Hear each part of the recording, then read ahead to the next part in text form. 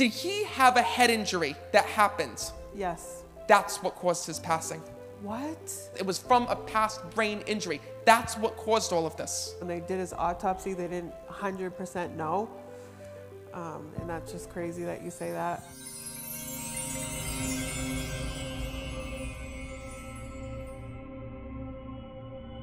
This is a really hard reading to do because your husband just pulled me over and was like, Matt, you have to talk to my wife. You have to talk to my daughter. And the first thing that I have to tell you is when I'm connecting with him, he just said to me, Matt, please tell them I'm sorry, I'm sorry, I'm sorry.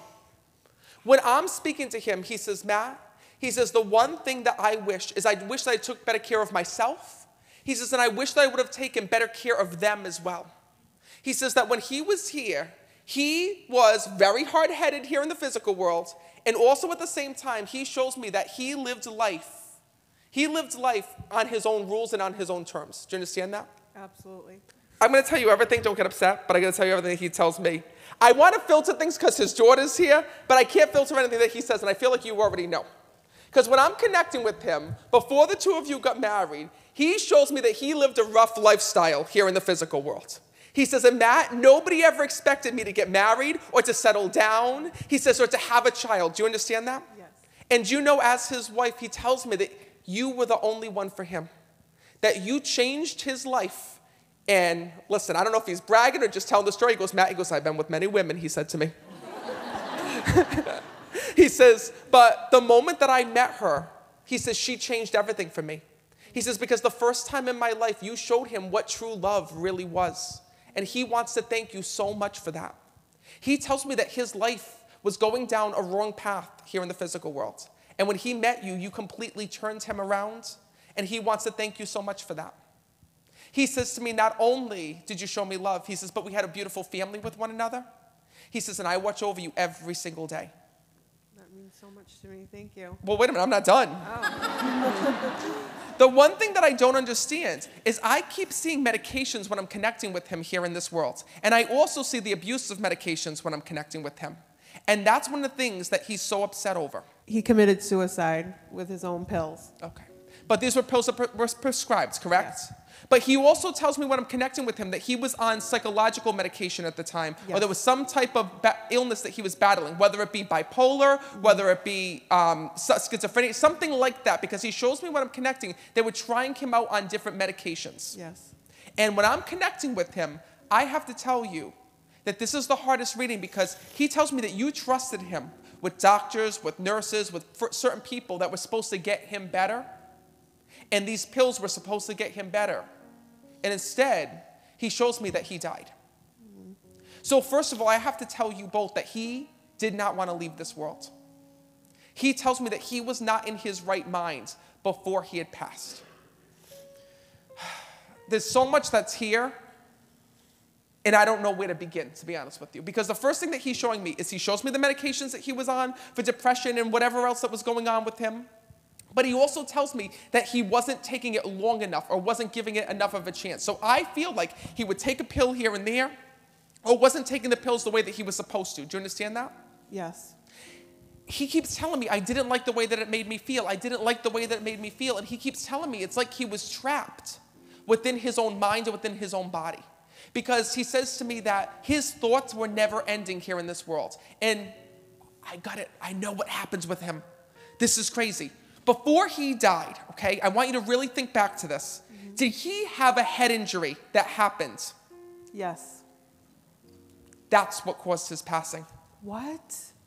He says to me when I'm connecting with all those anxious thoughts, all those things, when they thought he had either bipolar or the depression or all of those things, it was from a past brain injury. That's what caused all of this. Wow, because he was in the woods for 6 months before they found him. So when they did his autopsy, they didn't 100% know.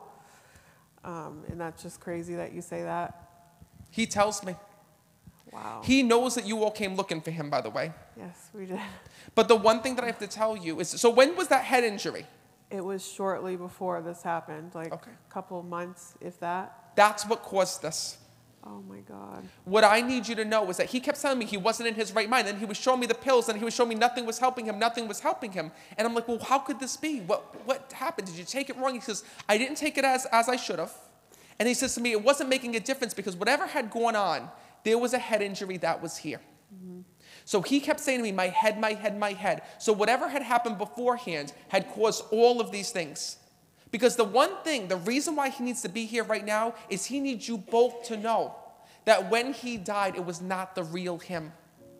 He wants to let you know that even though he misused his medication in that way and did this to himself, it was not really your dad. That was not really your husband. His mind was playing tricks on him. So know that, first of all, what he shows me is this. He shows me that that injury that he sustained caused all of this. And he wants to let you know that on the other side, he says, Matt, please let my daughter know. Please let my wife know that I never, ever meant to hurt them. I never meant to make them upset.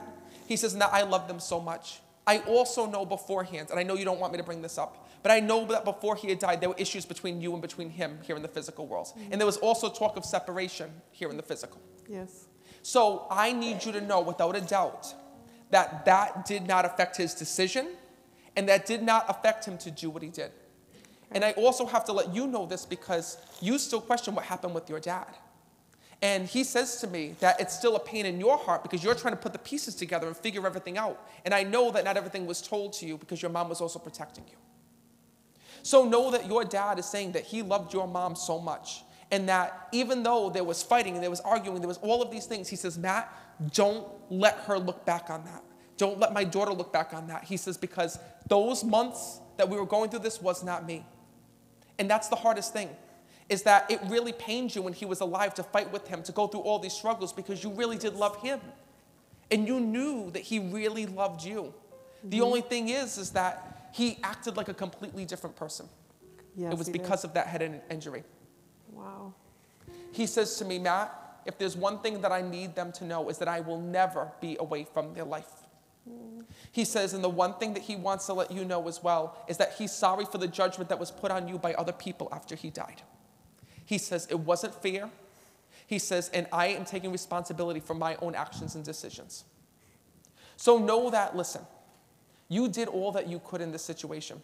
I did. And he wants to let you know that not only were you an amazing wife to him, but you're also an amazing mom. He says, and he tells me one thing. He says, Matt, thank God that my daughter still has her. He says, because I couldn't do everything that her mom does for her every single day. It's true. So listen, I know the two of you.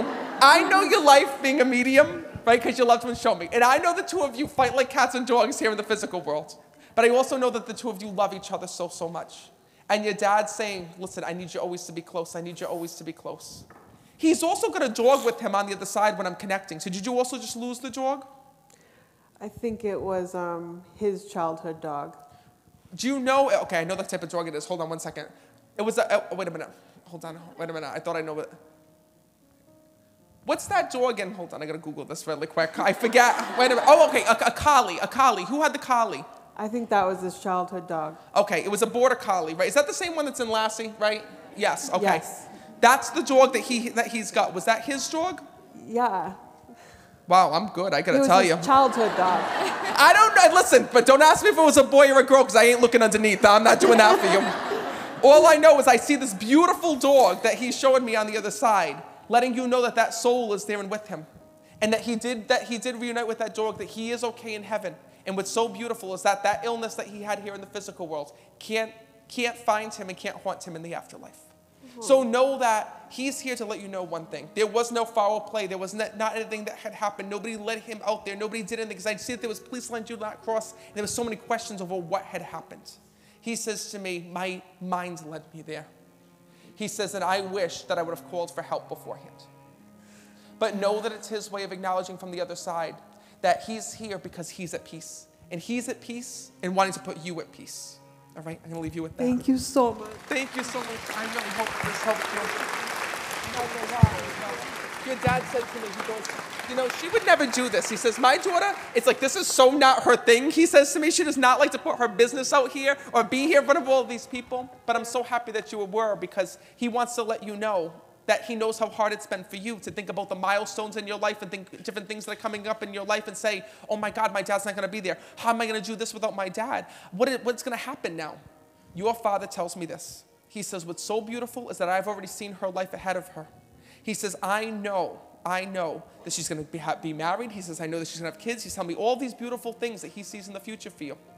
And know that one of the things that he wants to let you know is that that's why he's not worried about you. But he knows everything that's coming up ahead of you, and know that it's his way of letting you know in spirit that he'll always be there and be by your side from now until the day that you die.